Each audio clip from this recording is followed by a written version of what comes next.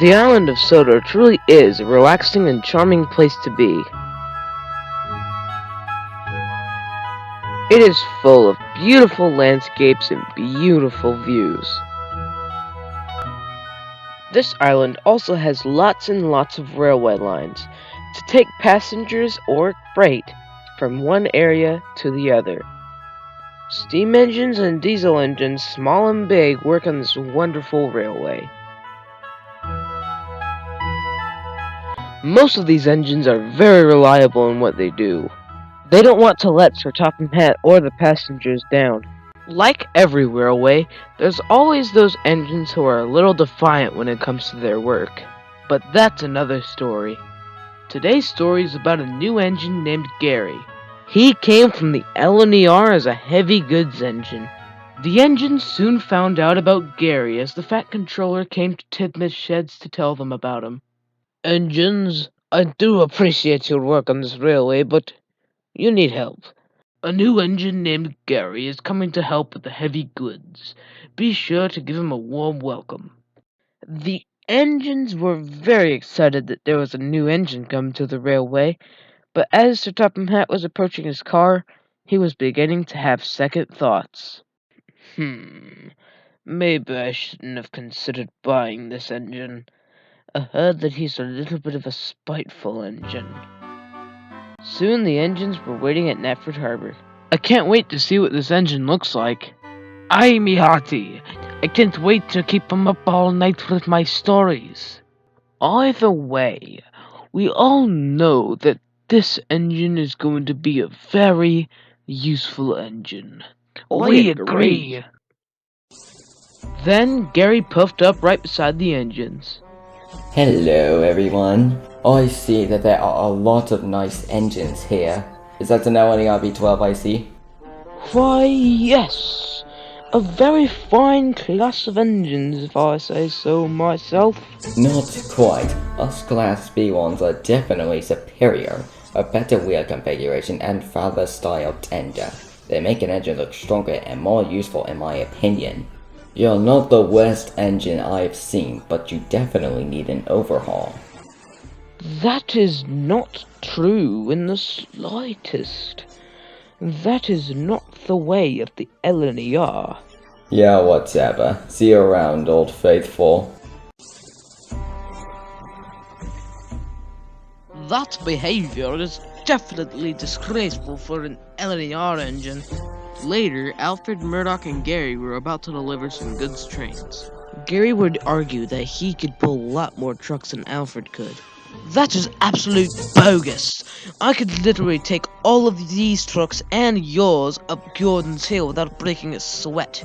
You would have to get pushed by Edward just like Gordon on Gordon's Hill." "Can you both stop arguing? I'm trying to get some peace and quiet, and I can't get it with a bunch of noisy engines with pointless claims."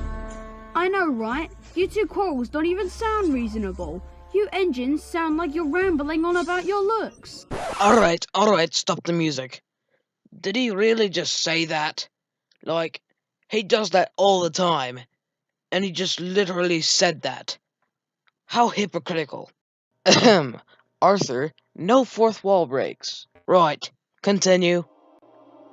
At night, when the engines were trying to sleep, instead of Salty keeping them up all night with his stories, instead it was Alfred and Gary who were arguing that kept them up. Look, it was not my fault that I broke down yesterday. I just had a leaky water tank. Yeah, sure. But that's not what I saw. What I saw was totally different. I saw you straining up the hill saying, "Oh, I can't do this. Oh, I can't do this." And then you just stopped. That just looks like plain weakness to me. B12s are better, and that's final. Will you all shut up? None of you are better if you act like this. Yeah, shut up and let us get some rest, you inconsiderate gits. And with that, they all slowly drifted away to sleep, but argued 2 times as much in the morning. Ralph had suddenly been taken ill, so he could not get out of the shed for the entire day. "Alright, listen carefully, you two. There will be no dilly-dallying today. You guys will both work together to do Ralph's jobs after you are done with your jobs." "Oh, you have got to be joking. Why do I have to work with a scoundrel like that. I don't want to work with you, so I will pull mine in Ralph's trucks. Indeed. Do you really expect me to give a train that is much more suitable for an engine like me to an engine that has had troubles on its first day? Doubtfully. I'm sorry, Old Faithful, but this train is for me. I don't recall your class being that young either. Your class was built in 1942, so you're not that young either. What you said was absolute bogus. Before Alfred could say anything else, he got a terrible plan to get back at Gary. Gary, I'm sorry for being so rude. That train is qualified for an engine like you. Listen here, you utter... Wait, what? Yeah, you can go ahead and take the train as a little redemption for yesterday's predicament. Oh, alright, thanks. What a fool. He'll never make it with the trucks. Gary did not hear that part, and as soon as it was time to leave, he left very hastily. Finally, I will be able to pull proper goods trains like a goods engine should. Oh dear. I really hope he doesn't cause trouble with the trucks. I heard they are very troublesome this morning. All the while, Gary became very skeptical of what Alfred had said, because Alfred usually treated him like a pile of scrap. His instincts were right, because for some reason, the trucks were acting very troublesome today.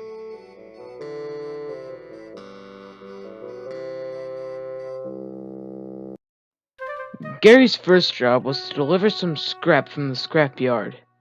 Oi, Harry, I heard that our engine is taken ill, so a new engine is coming to take his place. Pah! Typical. What is the deal with the Fat Controller getting steam engines when us diesel engines get things done more efficiently? Maybe it's your reputation. Ahem. Anyway, we should totally teach that new engine a lesson or two. Are you thinking what I'm thinking, Bert? Of course you are. I'm gonna go over there and say that you need to push the trucks around and tell them to stop in order for them to listen to you. Oh yeah, and then that new engine will crash Arthur style. You know exactly what I'm thinking, Bert. Now enough talking, let's go ahead and get to it. And soon enough, Gary came to collect the trucks. I am going to show Alfred that B1s are superior in every way. And that was when AWDRY rolled up right beside Gary. Hello, my friend. I'm here to give you a little word of advice. You should bump the trucks and tell them to stop if they start teasing you about being too slow. Then, AWDRY oiled up beside the trucks and told them his plan. They all laughed and laughed. Of course we'll do that. That'll teach this sausage a lesson about being pompous. After hearing himself getting insulted by the trucks, he left very furiously. He grumbled so much that Duncan would be impressed. I will do it. I won't make a fool of myself today. His boiler strained really hard as he puffed slowly past Henry's forest. What's with him? He seems like he's going to have a crash. Don't worry, Henry. He'll learn.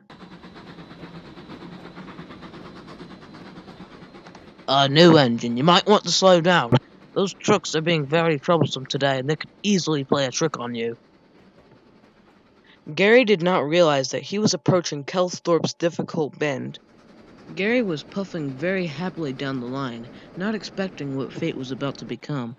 You are weak, you are slow, your place we will never go, sung the trucks. Right, I'll show you. Then he gave the trucks a mighty biff. Gary felt like he was winning, but that was all part of the truck's plan. Break it, snap it, shouted the freight cars. And of course, They prospered. Then Gary immediately jolted forward. Then, without warning, it happened. What was that loud crashing noise? Adam soon came with the breakdown train, and the Fat Controller's message to Gary was brief and blunt. I am very disappointed in you, Gary. I thought you were going to prove that you were better than you were on that other railway. I'm sorry, sir. A diesel at the scrapyard told me to stop the trucks from causing trouble. Oh, AWDRY and BRITT. I might have known. I shall talk to them later.